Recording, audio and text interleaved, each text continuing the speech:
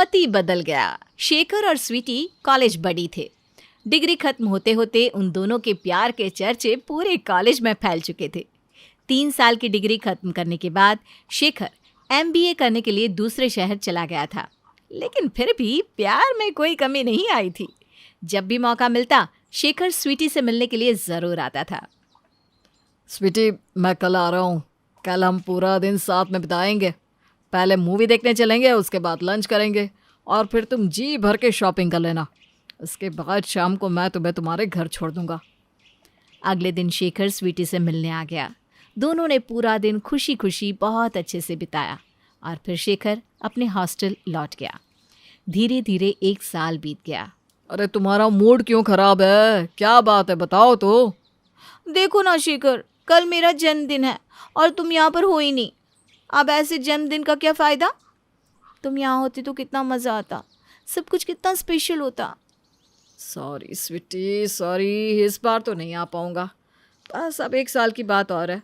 मेरा MBA का last year चल रहा है। उसके बाद तो मैं हमेशा के लिए तुम्हारे पास आ ही रहा हूँ। बस जल्दी से मुझे जॉब मिल जाए, फिर हम लोग शादी कर लेंगे। ठीक है, अपना ख्याल रखना शेखर। Good night. अगले दिन दोपहर में स्वीटी के घर की बेल बजती है। जैसे ही वो दरवाज़ा खोलती है तो उसके सारे दोस्त उसके सामने खड़े हुए दिखाई देते हैं। Happy birthday sweetie. अरे लेकिन तुम सब यहाँ एक साथ कैसे आ गए? तभी पीछे से शेखर निकल कर आता है। सरप्राइज! Happy birthday Sweetu. अरे तुम तो आने वाले ही नहीं थे ना, फिर अचानक कैसे आ गए?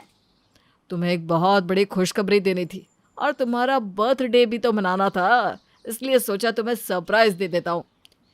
कॉलेज के कैंपस प्लेसमेंट में मेरा सिलेक्शन हो गया है और बहुत अच्छी जॉब भी मिल गई है।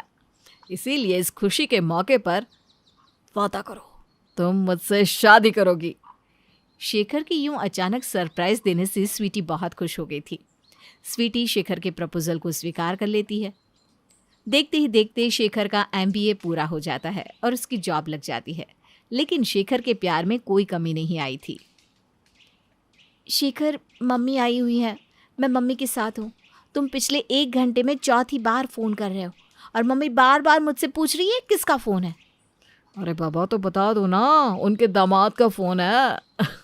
मुझे कुछ नहीं पता। तुम जानती हो कि तुमसे बात किए बगैर मेरा मन नहीं लगता। ऑफिस में हो, कुछ काम कर लो जनाब। बॉस ने फ़ोन पर बातें करते हुए देख लिया ना तो नौकरी भी चली जाएगी, और नौकरी गई तो ये छोकरी भी चली जाएगी। इतना कहकर स्वीटी हंसते हुए फ़ोन काट देती है। समय पंख लगाकर उड़ा जा रहा था। जॉब लगने के कुछ ही दिनों बाद शेखर ने स्वीटी के घर रिश्ता भिजवा दिया था।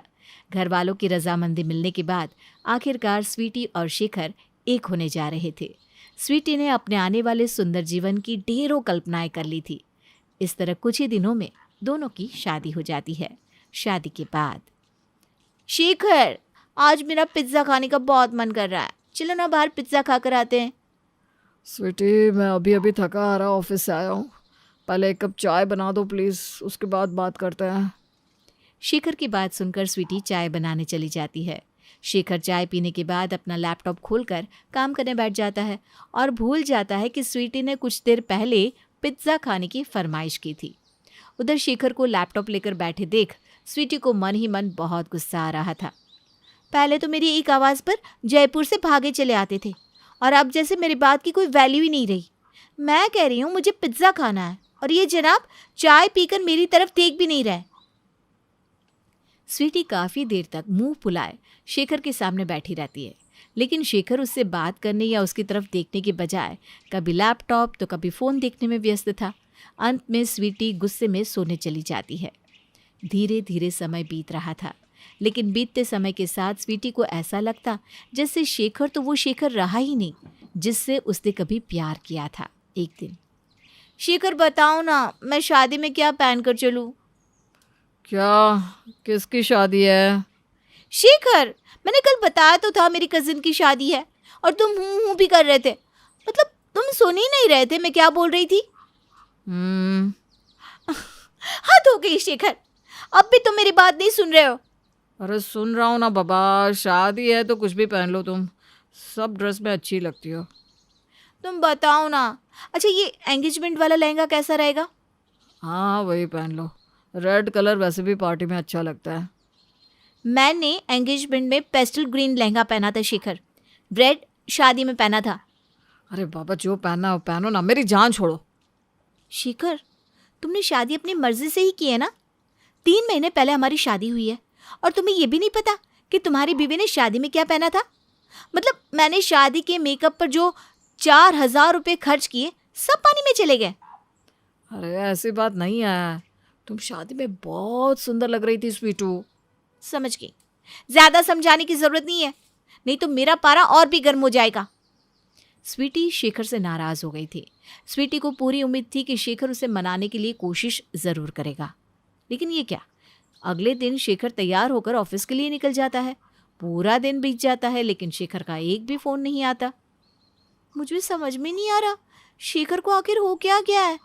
ये शेखर मुझे दिन में कम से कम 10 बार फोन करता था, और अब देखो, शादी क्या हुई, पूरे दिन में एक बार फोन करना भी जरूरी नहीं समझा उसने। इतना ही नहीं, मैंने कॉल किया तो वो भी कट कर दिया। शेखर जैसे स्वीटी की किसी भी बात पर ध्यान नहीं दे रहा था।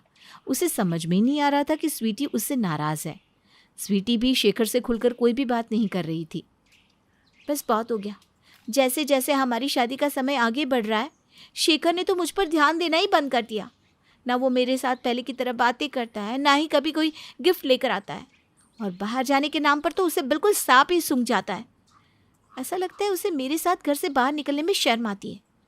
पूरा पूरा दिन ऑफिस में बिता देता है और घर आने के बाद भी अपने मोबाइल या लैपटॉप में ही बिजी रहता है। मुझे लग रहा है जैसे कि मैं उसकी लाइफ में कहीं हुई ही नहीं। शायद वो मुझसे शादी करके पछता रहा है। अगर ऐसा ही है ना, तो मैं भी उसके गले नहीं पड़ने वाली। अगर वो मेरे साथ रहना नहीं चाहता तो मैं खुशी खुशी उसे तलाक दे दूंगी। स्वीटी के मन में उथल पुथल मची हुई थी कि तभी एक दिन उसकी जिठानी उससे मिलने के लिए आती है। अरे स्वीटी, तुम्हारी नई नई शादी हुई है और चेहरा देखो कैसे मुरझाया हुआ है। क्या बात है, कोई बात हुई है क्या? नहीं भाभी, ऐसी कोई बात नहीं है, मैं एकदम ठीक हूँ। देखो स्वीटी, मैं सिर्फ तुम्हारी जेठानी नहीं हूँ। तुम मुझे अपनी बड़ी बहन समझ के अपने मन की हर बात बता सकती हो। और तुम्हारे चेहरे पर ना बहुत बड़ा बड़ा लिखा है कि तुम्हारे साथ कुछ प्रॉब्लम है। इसलिए झूठ मत बोलो और सच सच बताओ, आखिर हुआ क्या है? मैं आपको क्या बताऊँ भाभी, मुझे कभी कभी ऐसा लगता है शेखर मेरे साथ खुश नहीं है। अरे ऐसी बात क्यों कर रही हो तुम? खुश क्यों नहीं होगा? पूरे परिवार से लड़ झगड़ कर तुमसे लव मैरिज की है उसने। तुम्हारे साथ खुश नहीं रहेगा तो किसके साथ खुश रहेगा? यही तो समझ में नहीं आ रहा ना भाभी कि आखिर उससे हो क्या गया है। जब से हमारी शादी हुई है, शेखर बिल्कुल बदल गया है। वो रोज़ सुबह ऑफिस जाता है, शाम को घर आने के बाद खाना खाता है, अपने लैपटॉप में काम करता है और सो जाता है। ना तो वो पहले की तरह मुझसे बात करता है, ना ही कभी मेरी तारीफ़ करता है, ना ही मुझे उसके चेहरे पर वो एक्साइटमेंट दिखाई देती है जैसे वो मुझसे मिलने आता था तब दिखाई देता था। पूरा दिन ऑफिस में बिजी रहता है, कभी भी मुझे फ़ोन करके नहीं पूछता मैं कैसी हूँ, और अगर कभी मैं फ़ोन कर भी लूँ ना तो हाँ हूँ करके फ़ोन काट देता है। आपको पता है भाभी, जब तक हमारी शादी नहीं हुई थी ना, शेखर मुझे दिन में 10-10 कॉल करता था, चाहे जितना भी बिजी रहे। मेरा हर बर्थडे बहुत स्पेशल तरीके से मनाता था, और अभी 3 दिन पहले मेरा बर्थडे था, शेखर ने मुझे एक फूल तक नहीं दिया। आप ही बताओ भाभी, क्या मैं गलत सोच रही हूँ? शेखर को कुछ तो हो गया है, उसे अब मैं पसंद नहीं हूँ। दांत पगली, शेखर को कुछ नहीं हुआ है। शेखर को बस पति नाम की बीमारी हो गई है। जो तुमसे दिन में 10 बार फ़ोन पर बात करता था ना, वो तुम्हारा पति नहीं था। एक बात ध्यान से सुन लो, ये सारे पति एक जैसे ही होते हैं। स्वीटी, जब प्रेमिका पत्नी बन जाती है ना, तो पतियों को उनके अंदर फिर कोई ख़ास बात नज़र नहीं आती। वो सारे जतन जो शेखर शादी से पहले कर रहा था, वो इसलिए थे क्योंकि वो तुमसे शादी कर सके। एक बार शादी हो गई तो बस इनके सारे एफर्ट ख़त्म। तुम चाह रही हो ना कि शेखर वैसा ही बना रहे, लेकिन शेखर को लग रहा है कि अब उसे स्पेशल एफर्ट करने की क्या ज़रूरत है। तुम तो उसकी हो ही चुकी हो।